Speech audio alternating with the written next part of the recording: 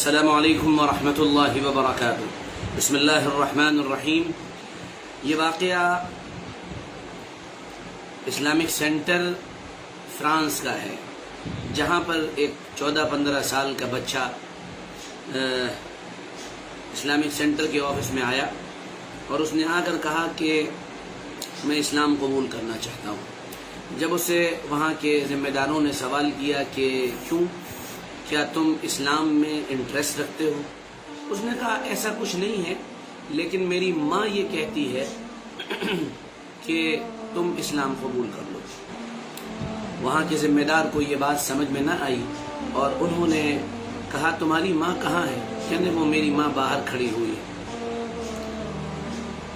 تو وہاں کے ذمہ دار نے کہا کہ تم ان کو بلا لاؤ اور میں ان سے بات کروں گا۔ چنانچہ اس کی ماں اندر آئی اور اس نے بیٹھ کر اسلامک سینٹر کے مینیجر سے جو بات کہی وہ بڑی زبردست تھی اور گویا کہ ہر ایک مسلمان کے لیے اس میں بڑی عبرت ہے اور بڑی عبرت کا سامان موجود ہے۔ اس نے کہا کہ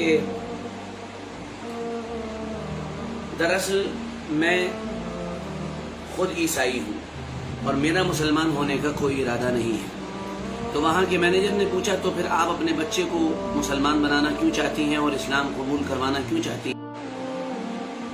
2 بچے رہتے ہیں جو جوان ہیں اور میرے بچے کی ہی عمر کے ہیں۔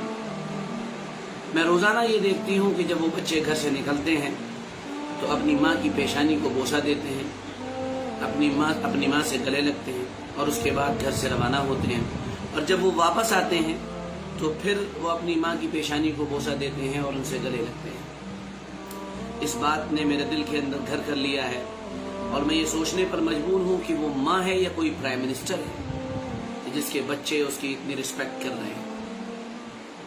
اور میں صرف اپنے بچے کو ایمان قبول کروانا یا مسلمان بنانا اس لیے چاہتی ہوں کہ تاکہ جب میں بوڑھی ہو جاؤں تو میرا یہ بچہ اسی طرح میری عزت کرے جس طرح وہ 2 مسلمان بچے اپنی ماں کی عزت کرتے ہیں، اور اس کے علاوہ میرا کوئی مقصد نہیں۔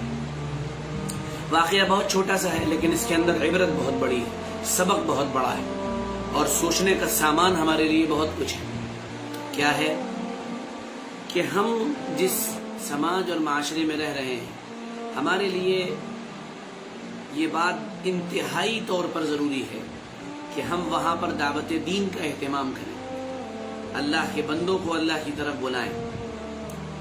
اور اللہ کے بندوں کو اللہ کی طرف بلانے کے 2 طریقے ہیں، ایک ہمارا قول ہے، ہماری بات، اور ایک ہمارا عمل ہے، پریکٹیکل زندگی ہے۔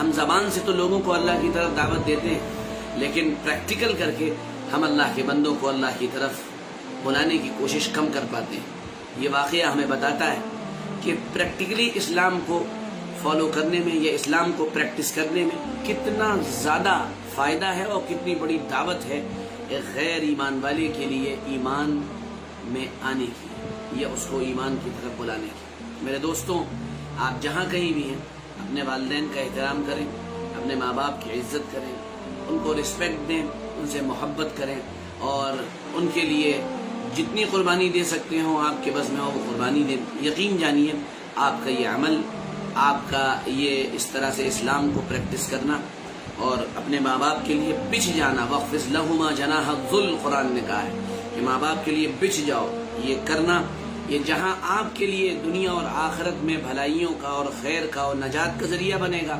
بالکل اسی طرح اس دنیا میں آپ کا یہ عمل، آپ کا اس طرح سے اسلام کو پریکٹس کرنا، یقین جانیے کہ یہ دوسروں کے لیے اسلام کی زبردست دعوت بھی بنے گا۔